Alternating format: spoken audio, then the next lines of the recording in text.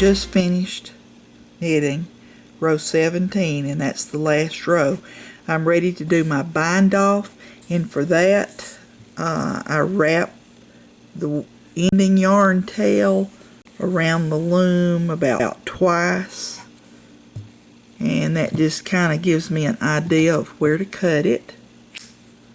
And I'm going to cut that, lay the yarn aside, and most people I think use a yarn needle to do this, but I find it easier just to pull it through like this. I'm doing a gathered bind off, starting with peg 1, pulling the yarn through the loops. Pull at the bottom and bring it up to the top. 11. And peg 12. Okay, to close it, I always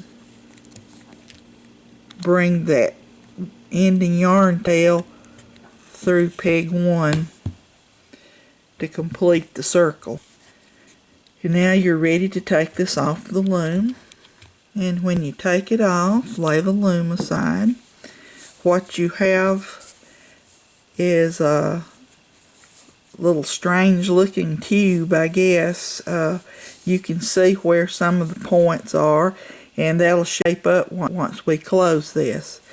Now, what I do is I save the cast on edge for the last thing that I close. I close the gathered bind off edge first. So to do that, I'm going to push this yarn through and turn this wrong side out just like a little miniature hat. And we're going to start pulling this. And just to make sure this closes neatly, I always try to find the yarn tail where it comes in from this side and pull just a little bit to make sure, because sometimes it doesn't close completely. And that way, if I do that, hopefully it will close it up tighter. Okay, let's look at it on the other side. And I thought I'd made a mistake, but I see what it is. It's the cast on yarn tail had got caught up in the center of the hole. But anyway, let's tighten that up.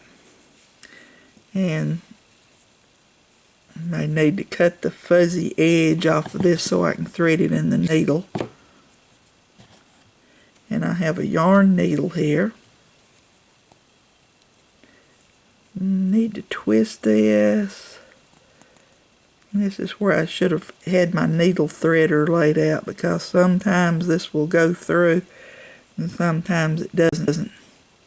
Okay, it did that time. Okay, I'm ready to knot and secure this.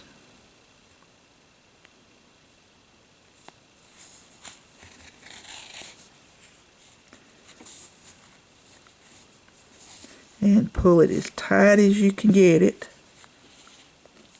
And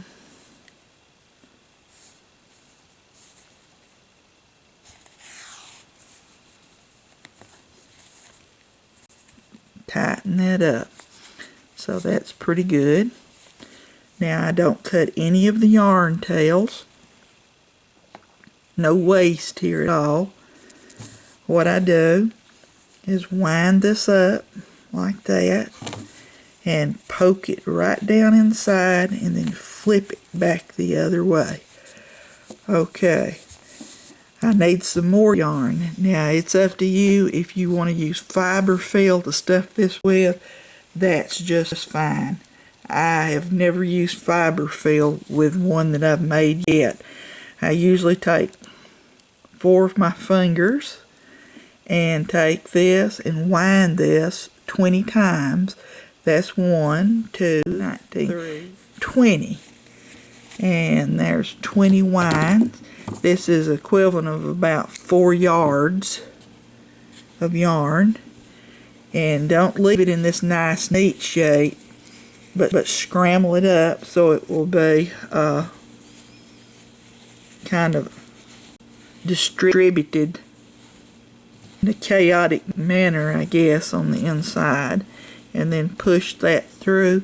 Now you're ready to close the cast on edge, and this is where you're going to find out why I moved back a peg. Okay, don't pull toward the center, but pull away from it, and when you pull, you're going to keep on until you find the cast on edge on this side. And what I do, I tighten it a little bit from here and then finish pulling it this way and pull away from the center. Don't pull toward the center. And I've got some yarn wanting to poke through right there, and I'm just going to poke it right back down. And if you'll notice, this is not on the center. It doesn't stretch that stitch. So this is why I do the cast on, the drawstring cast on, the way that I did. This is not shaped yet, but you can see it's already coming into focus a little bit. But here's what we're going to do next. Go ahead and straighten this out. We're ready to thread this, and again, this chunky weight yarn gets a little frayed on the end. So push it through the needle.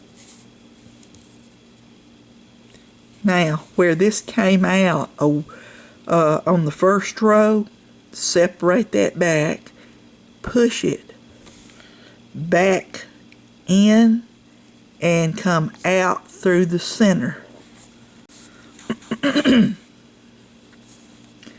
Okay, now you can tighten it in the center. And here's what we're going to do now. We're going to put the yarn needle between two of the stitches and bring it back out to the center. And make sure you tighten this as tight as it'll go. Tighten that up a little bit and go ahead and make your knot.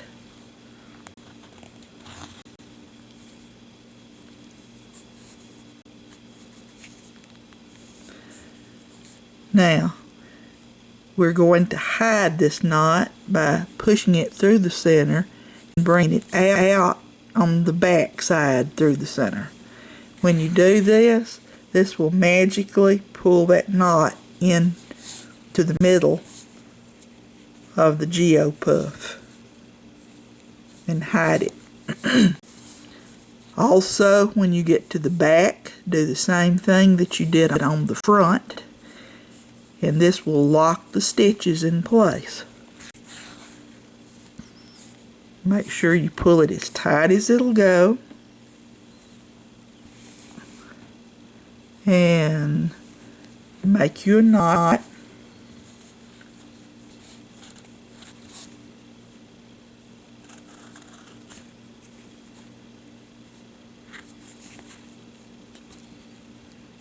And push it back through the center also.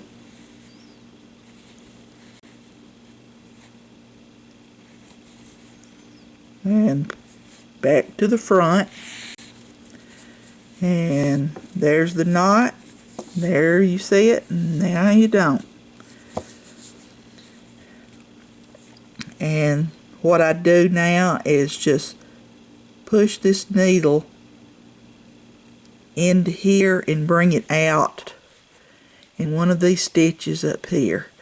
You can lock it down again if you like. Sometimes I do. Sometimes you have to work with them a little more, some of the puffs, than you do the others.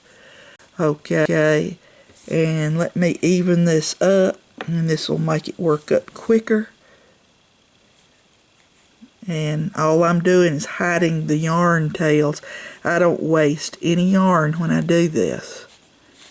It becomes part of the only yarn waste that you'll have. And if you have a yarn tail, just pull on the puff a little bit and it'll pull it in place. And then take your fingers and just block it in place. Take the little points, pull them out. Sometimes I separate them like that.